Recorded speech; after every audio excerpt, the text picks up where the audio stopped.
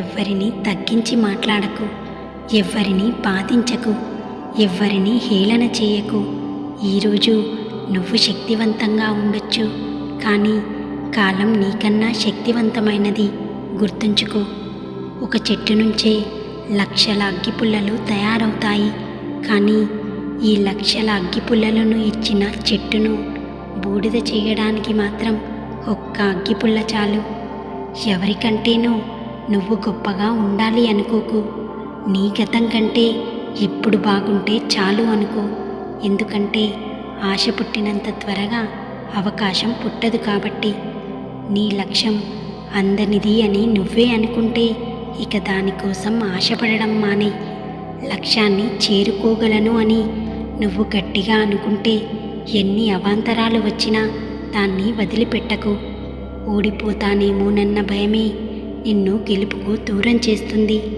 మన మాటల్లో అర్థాలని, మన కళ్ళల్లో ప్రేమని తెలుసుకున్న వాళ్ళే మనకు నిజమైన ఆత్మీయులు.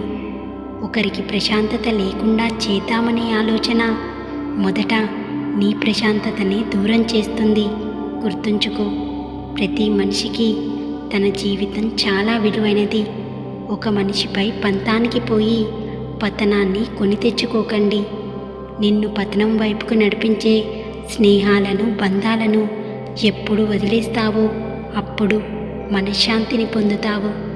నువ్వు ఏదైనా సాధించాలి అనుకుంటే గొప్పవాడివి అవ్వక్కర్లేదు, కానీ గొప్పవాడివి అవ్వాలి అనుకుంటే మాత్రం ఖచ్చితంగా దాన్ని మొదలుపెట్టి తీరాల్సిందే.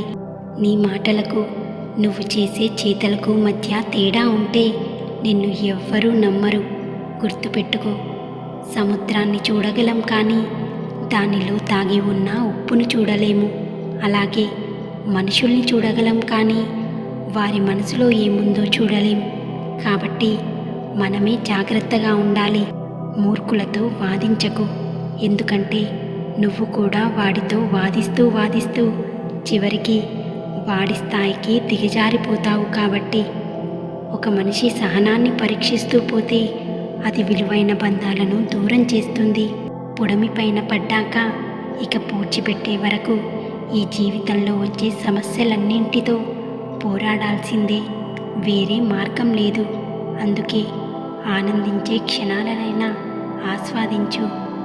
ఎవరి ఆనందానికి నువ్వు కారణం కాకపోయినా పర్వాలేదు, కానీ ఎవరి ఏడుపుకు నువ్వు కారణం కాకుండా చూసుకో. నిజం ఎప్పుడూ నీతిగా ఒంటరిగా ఉంటుంది. అబద్ధం నమ్మిస్తూ నటిస్తూ దగ్గరై మోసం చేస్తుంది. మీరేమంటారు? వీడియో నచ్చితే ప్లీజ్ లైక్ చేసి షేర్ చేయండి. నా ఛానల్ని సబ్స్క్రైబ్ చేసుకోండి.